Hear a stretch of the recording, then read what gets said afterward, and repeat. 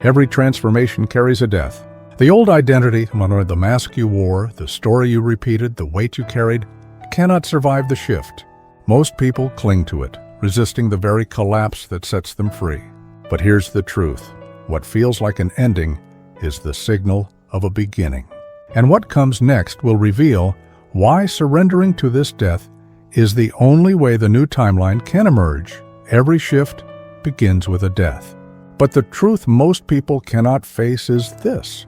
Your old identity is not meant to survive.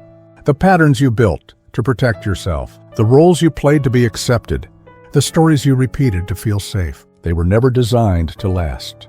They were survival strategies. And survival strategies do not belong in creation. Yet, here is the error almost everyone makes. Instead of letting the old identity dissolve, they resist. They cling to the familiar even when it suffocates them. They grip the old mask tighter even as it cracks in their hands. Why? Because the mind equates identity with safety. To let go feels like death. To surrender feels like annihilation. Think about it.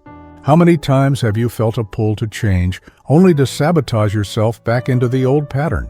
How many times have you sensed the next level calling only to shrink into the old self's comfort zone? This is not weakness. It is resistance. The old identity is programmed to protect itself. It does not want to die, and so it fights. It whispers, "Stay here. It's safer. Don't risk it. Don't change." But safety is a lie. The prison is not safety. The mask is not safety. The cycle is not safety. They are cages that disguise themselves as comfort. Here is the paradox. The very pain you feel right now, the anxiety, the disorientation, the sense of being pulled apart, is not a sign you are failing. It is the proof that the old identity is dying. You are not breaking. You are shedding. But because most people don't understand this, they resist. They interpret the collapse as danger. They think something is wrong. And in that resistance, they delay the shift. They grip the ashes, refusing to see the fire that is already burning something new into existence. Ask yourself this: how much of your life right now is still controlled by an outdated identity? How many choices are being made by the version of you that is already dying? And how long will you let the ghost of the old self dictate the future of the new? The truth is sharp. You cannot carry both. You cannot step into the new timeline while dragging the corpse of the old identity behind you. The field does not mirror both. It mirrors the dominant signal. And if you are split, one part holding on, one part reaching forward, the field reflects only noise. This is why the shift feels chaotic. Because the old identity is loud in its death throes. It screams to be heard. It tries to pull you back into old loops. But its collapse is inevitable. The only choice you have is this: resist and suffer, or surrender and transform. So the question becomes, if the old identity is already dying, how do you stop resisting the shift? How do you let the collapse complete without being dragged into fear? How do you allow the death to become the doorway? That is where we must go next. The old identity is not just habit. It is frequency. Every thought you repeat, every story you carry, every belief you hold, all of it generates a vibration that the quantum field reads. And here is what most forget. The field does not judge. It does not sort between good and bad. It simply mirrors. If your identity vibrates scarcity, the field reflects scarcity. If your identity vibrates fear, the field reflects fear. This is why the old identity cannot cross into the new timeline, because it is broadcasting the very frequency you are trying to leave behind. It is like trying to tune a radio to two stations at once. One voice says, "I am ready for change." The other says, "I am still afraid." What does the field hear? Static. And static cannot collapse a clear timeline, so the death of the old identity is not punishment. It is necessity. The noise has to dissolve for the signal to come through. Think of the caterpillar.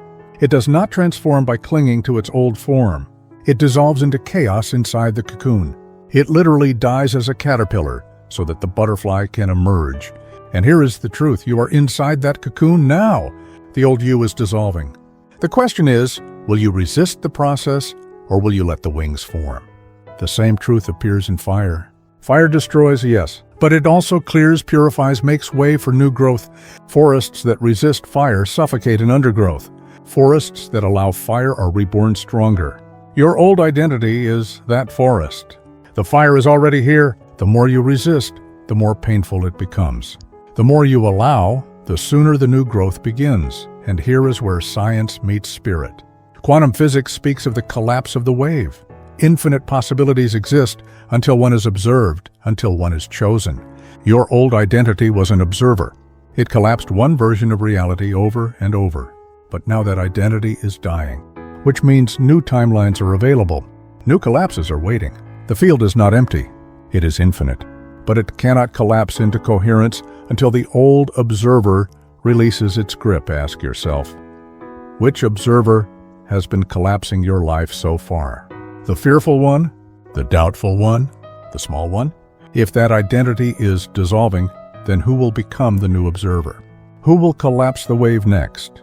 This is not a metaphor, it is mechanics. The moment your old self stops broadcasting, space is created for the new self to emerge.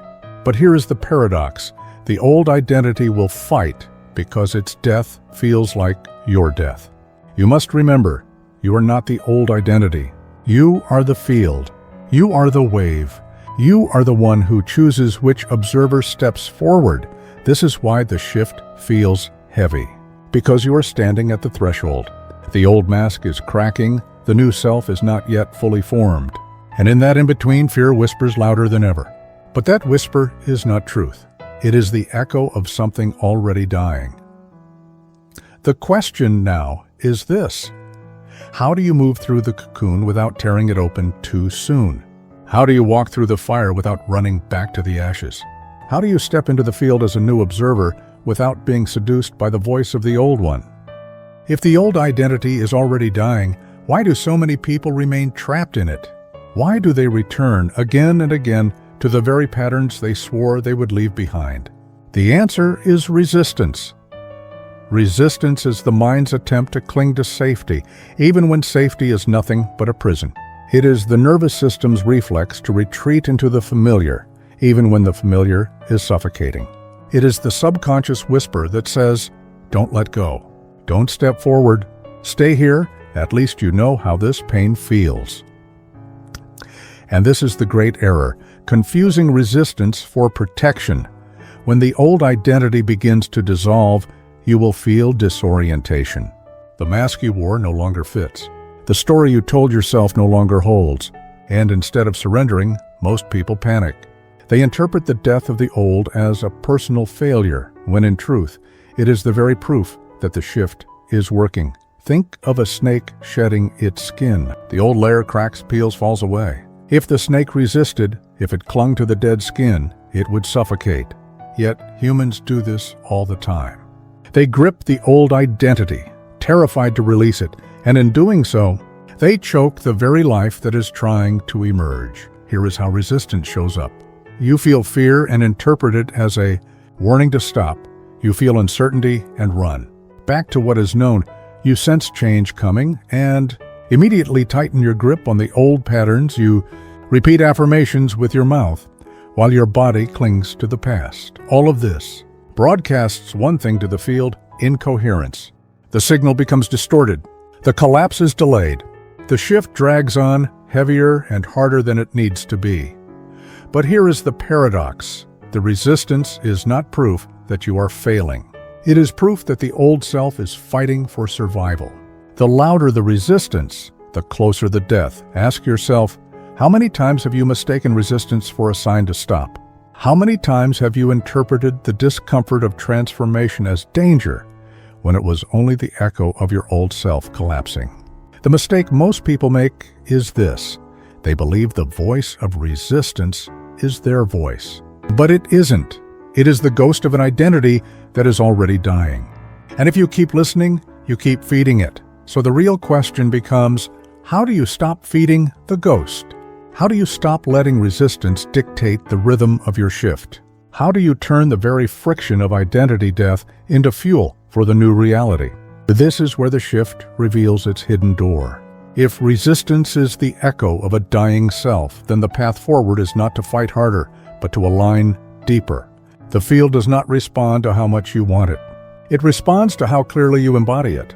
The collapse happens not through struggle, but through coherence.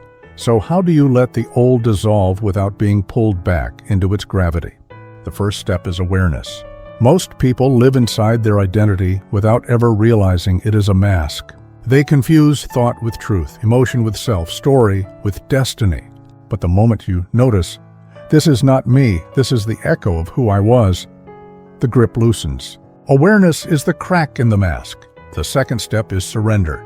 Not passive surrender, but active release.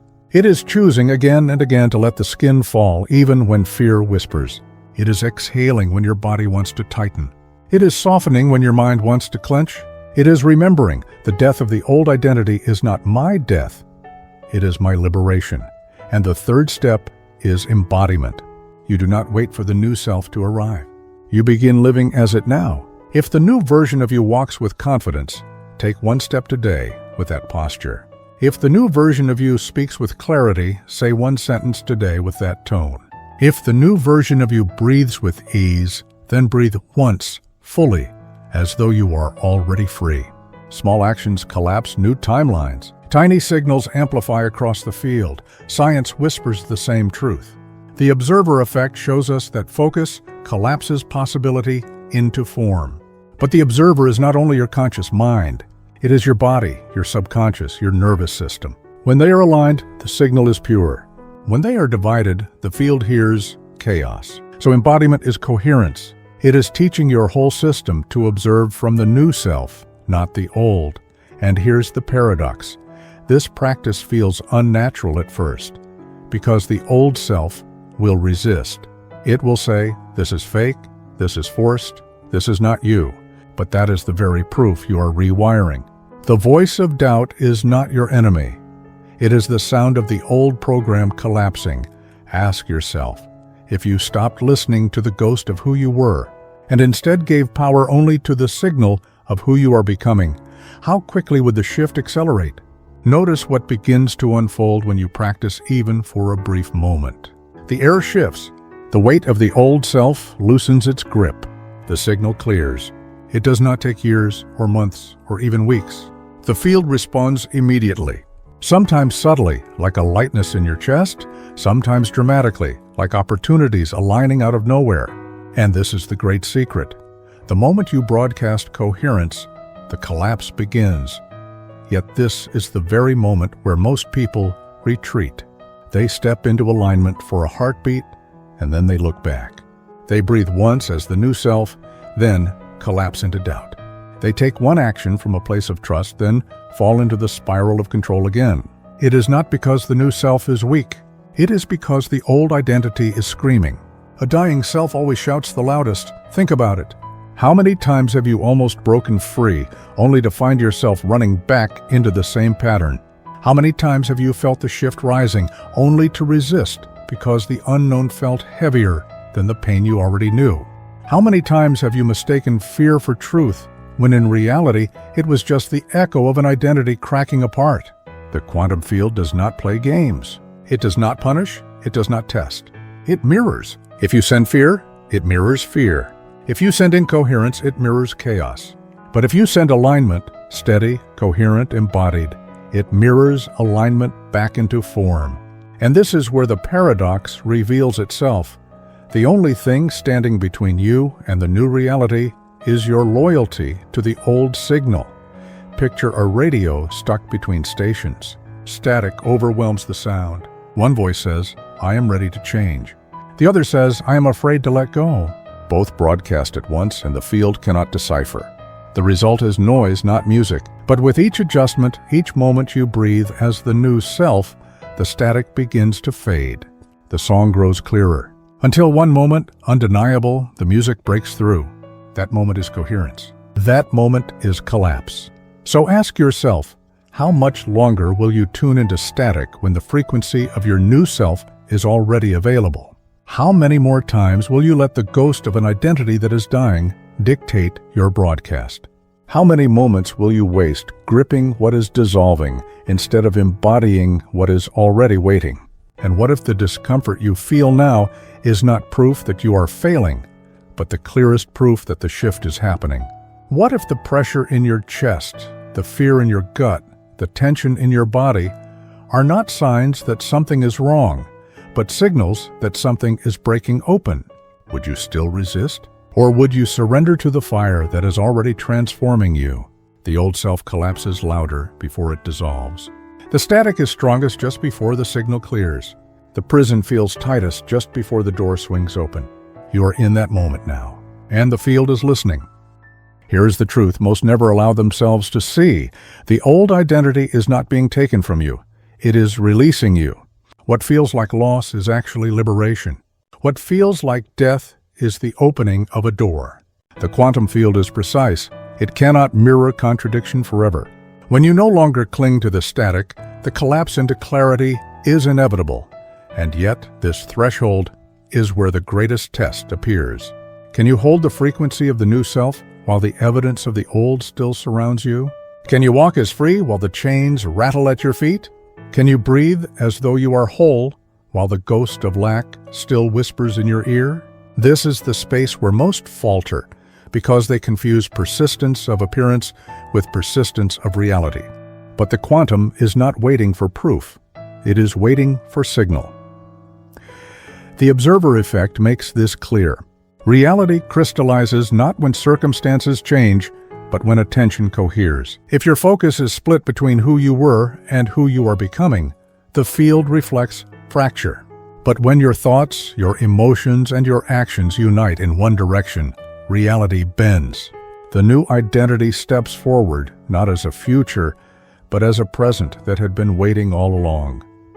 Ask yourself, who collapses the wave in your life today? The dying self or the emerging self? Which voice are you letting decide the shape of your tomorrow? And what if this moment right now is the final choice point, the exact second where the shift either anchors or slips away? Remember this, the old self cannot survive coherence. Its entire existence is built on noise, contradiction, and fragmentation. The moment you stand in alignment, it dissolves. Not slowly, not painfully, but instantly, like a shadow in the presence of light. You do not have to fight it. You only have to become so luminous, so coherent, so unwavering, that its echo has no place left to anchor. So let me leave you with this. When you feel the fear rise, when the grip of the old tightens, when the static grows unbearable, ask yourself one question. Who is broadcasting right now? And then choose. Choose to breathe as the new self. Choose to act as the new self. Choose to send the signal that collapses the timeline where you are already free. The field is listening. The collapse is already happening. The only thing left is your choice. Take a moment now. In the comments, name one word that describes the energy you're choosing to embody today. It could be clarity, trust, surrender, power, or something entirely your own. That word becomes your signal. And as you name it, you align with it. If this message resonated, if you felt the echo of truth stirring inside you, I invite you to subscribe. Not as another click, but as a declaration that you are part of a field of minds remembering their power, dissolving their masks, and stepping into coherence together. This is not the end of the shift. This is only the beginning. The old identity is already dying. Don't resist. Let the collapse carry you into the reality that has been waiting all along.